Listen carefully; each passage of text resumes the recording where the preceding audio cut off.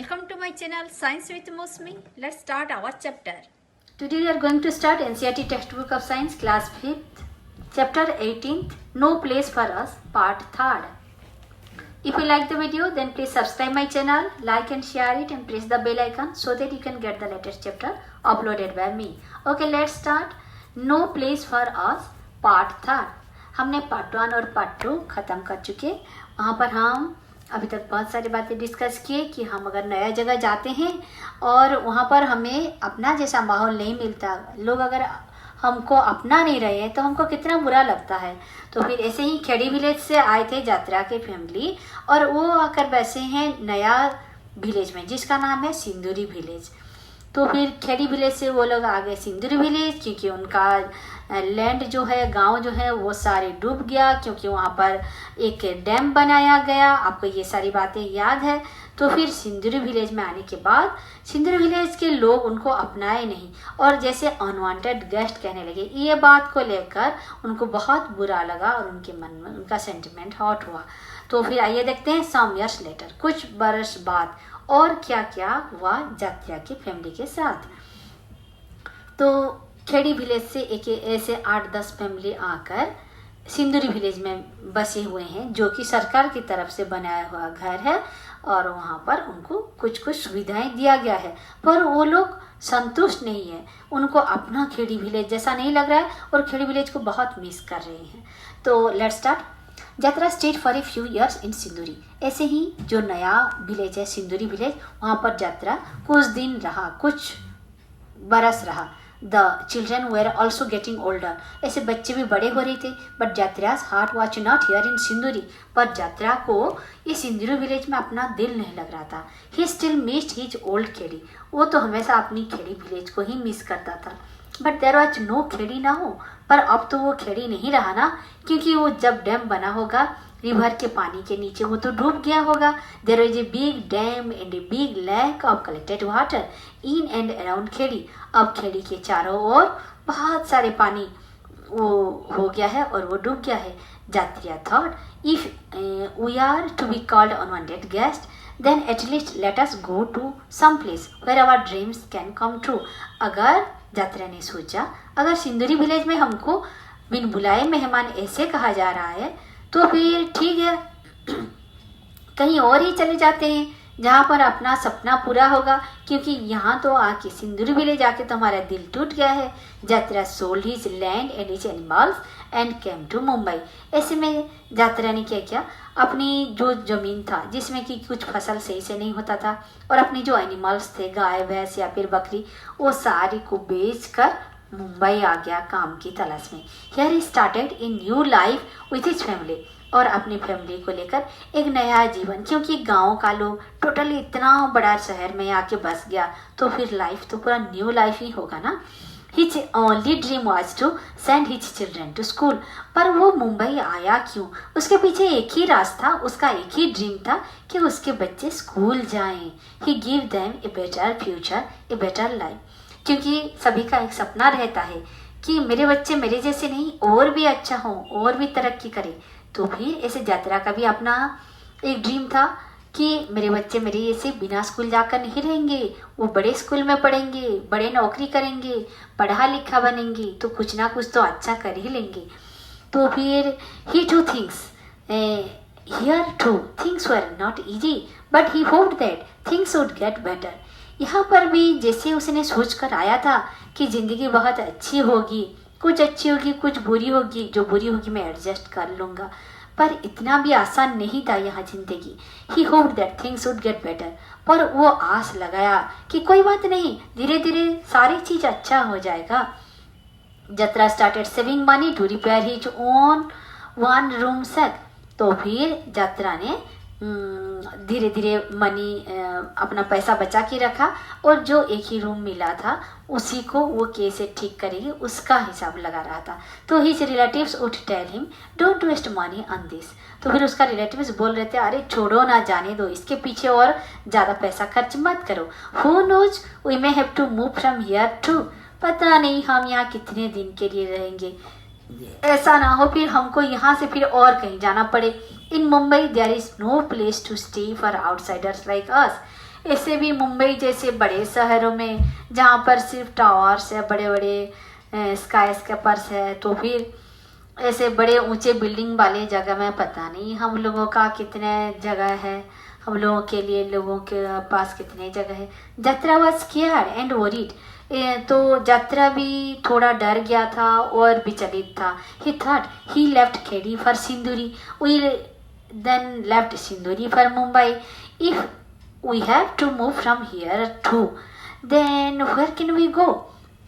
तो फिर लोगों की इसी बात से, क्योंकि किसी के मन में एक परमानेंट चिंता नहीं था, वो सब सोचे थे पता नहीं हम यहाँ कितना दिन है, फिर कहाँ जाना पड़ेगा, इसी प्रकार से चल रहे थे।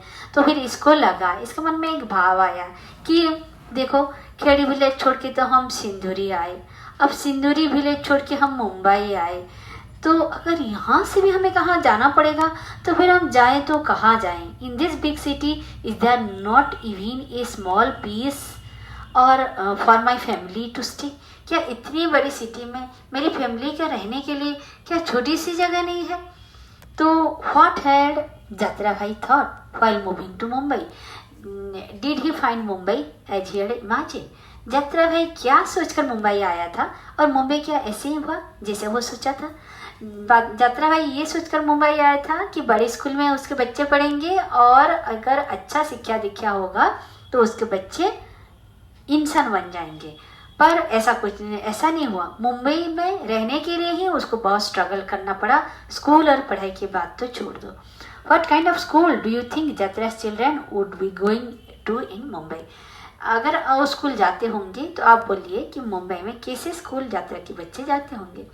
ज़रूर ही जत्रा के बच्चे पास वाला स्कूल में जाते होंगे।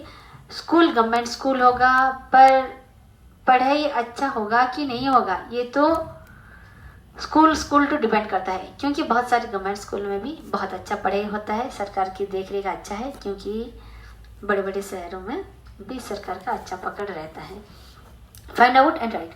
Do you know of any family that has come to your own after having moved out of their place? Talk to them and find out.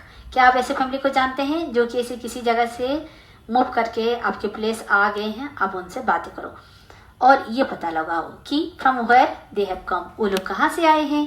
Why did they have come to here, वो लोग यहाँ अपनी गाँव छोड़कर या फिर दूसरे जगह छोड़कर यहाँ पर क्यों आए, ये बात भी पता लगाओ। What kind of place did they live in their, वो जहाँ रहते थे वो किस प्रकार की जगह था। और how do they find this new place compare to the old one, ये नया जगह आकर उनको पुराने जगह की कंपैरिजन में कैसा लग रहा है। तो ये सारी बातें आपको उन लोगों को पूछना है जो कि अपनी जगह छोड़ के एक दूसरे जगह आ गए हैं आपके पास। Is there language and way of living any different from that of the people here, क्या उनके जो भाषा है, जो बोलचाल की भाषा है, आपकी भाषा से क्या अलग है। इन व्हाट वे, अगर है तो किस प्रकार का है। Learn some words from their language and write them in your notebook, अगर ऐसा है तो आप उनके भाषा में से कुछ भाषा आप भी सीख लीजिए, जैसे मम्मी पापा को क्या बोलते हैं, आओ जाओ क्या बोलते हैं, और वो अपनी नोटबुक में धीरे से नोट कर लीजिए। अच्छा लगता है ना जब कोई दूसरा भाषा का सुनते हैं, तो फिर हमको तो वो कुछ समझ में नहीं आता, पर वो लोग आपस में तुर तुर तुर तुर कितना बातें कर लेते हैं और आपस में समझ भी जाते हैं और हम लोग सुनते रह जाते हैं। Do they know how to make some things that you can not make. What, वो जो नए लोग आए हैं क्या उनको ऐसा कुछ चीज़ बनाना आता है जो आपको नहीं आता हो, तो फिर वो क्या हो। जैसे अगर किसी को पॉट बनाना आता हो, कोई हो किसी को अच्छा पेंटिंग आता हो जो आपको नहीं आता हो, किसी को कुछ मशीन चलाना आता हो जो कि आपको नहीं आता हो, ऐसे भी तो हो सकता है ना। वो कुछ स्पेशल हुनर वाले भी तो हो सकते हैं। हैव यू एवर रेड और hard of A city slum being removed, how do you feel about this, क्या आप कभी एक सिटी की स्लम रिमूव होना, आजकल ऐसा हो रहा है कि जहाँ पर स्लम ज़्यादा जगह पर ज़्यादा एरिया लेकर बैठ जाते हैं तो फिर स्लम को निकाल के वहाँ बड़े बड़े बिल्डिंग खड़े कर दिए जाते हैं, तो फिर उन लोगों का क्या दशा होता होगा। People also shift from one place to another when they get transferred in their jobs. और ट्रांसफ़र सिर्फ ये स्लम लोगों का नहीं होता, जब जो कि सरकारी नौकरी में होते हैं और फिर रेलवे में होते हैं, बैंक में होते हैं, इन लोगों का तो फ्रिक्वेंटली ट्रांसफ़र होता ही रहता है. How do they feel then? तो फिर उन लोगों को कैसा महसूस हो रहा होगा? अरे कोई अपार्टमेंट में जाओ तो कोई पूछता है अपना घर या फिर रेंट पे हो, तो फिर ऐसे में उन लोगों को कितना बुरा लगता है. अपना घर नहीं हो तो दूसरे नज़र से लोग देखते हैं और रेंट पे हो तो बोलते हैं कि आउटसाइडर्स है. तो फिर वो आपस में, जिन लोग का अपना घर होता है तो फिर वो अपना आपस में एक तालमेल बना लेते हैं. तो फिर ऐसे नहीं होना चाहिए. हमको एक दूसरे का सेंटिमेंट के प्रति रेस्पेक्ट होना चाहिए और हम केयर करना चाहिए. किसी को ये महसूस नहीं होना देना चाहिए कि वो आउटसाइडर है. अरे हम सब तो भारतवासी हैं, हम सब एक हैं. Debate. Some people say that, कुछ लोग कहते हैं कि the city people do not create garbage. City people garbage create नहीं करते. Cities are dirty because of the slums. City ये स्लम्स की वजह से ही डाटी हो रहा है. How do you feel about this? आपको कैसा लगता है? अरे जो लोग बड़े फ्लैट में रहते हैं वो जैसे डाटी करते हैं, स्लम लोगों के लिए क्या है, उनको पानी डालने के लिए जगह नहीं होता है और उनका पौधे के लिए जगह नहीं होता है, कपड़ा सुखाने के लिए जगह नहीं होता है. तो फिर वो लोग कैसे अपना एरिया एडजस्ट करें?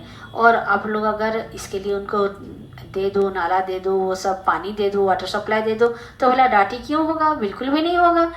तो ये सारे स्लम लोगों को सेटल करने का काम सरकार का है. How do you feel about this? आपको कैसा लगता है? Discuss the debate between yourself. What we have learn, हमने क्या सीखा? Like Jatra's family, thousands of family come to stay in big cities for many different reasons. Do you think their life may be better in a big city from what it was before? यात्रा की family के जैसे हमारे देश में ऐसे हजारों family गांवों से आकर सिटी में बस जाते हैं और सबके अलग अलग कारण रहता है. क्योंकि किसी का हस्बैंड का नौकरी होता है, कोई अपने बच्चों को बड़ी बड़ी स्कूल में पढ़ाना चाहता है और बड़ी क्या एक स्कूल में पढ़ाना चाहता है क्योंकि गांव में स्कूल नहीं होता है. और कोई तो सोचता है कि कोई बिजनेस कर लेगा क्योंकि सारे चीज़ का बहुत ऊंचे दाम होता है शहरों में, कुछ बेच लेगा और 2 पैसा कमा लेगा. Do you think their family में be better in a big city from what it was before? क्या आपको लगता है कि वो सिटी आकर बहुत अच्छा किए और उन लोगों का लाइफ गांव के लाइफ के मुकाबले और ज़्यादा अच्छा हो गया होगा? Imagine how they feel in a big city. आप उन लोगों का पता लगाइए कि वो लोग बिग सिटी में आकर कैसा महसूस कर रहे हैं. जो बिग सिटी में पहले से रहते हैं ना, वो लोग को बहुत वेलकमिंग होना है. वो लोग को डिफरेंट नज़रिए से ऐसे गांव के लोगों को नहीं देखना चाहिए, उनको अपनापन जताना चाहिए. तो फिर हमने इस चैप्टर में क्या सीखा? हमने ये चैप्टर में ये सीखा कि हमको कोई बाहर से आया है तो फिर उसको बाहर वाले जैसा ट्रीट नहीं करना चाहिए. हम सब इंडिया के हैं, हम सारे इंडियंस हैं, तो फिर हमें एक दूसरे को वसुधैव कुटुंबकम, हम सब भाई भाई हैं, इसी नजरिया से देखना चाहिए. आफ्टर ऑल यही तो मानविकता है कि हम एक दूसरे को समझे और हम एक दूसरे के सहारा बने. इसी के साथ हमारा ये चैप्टर खत्म होता है. Thanks for watching my video.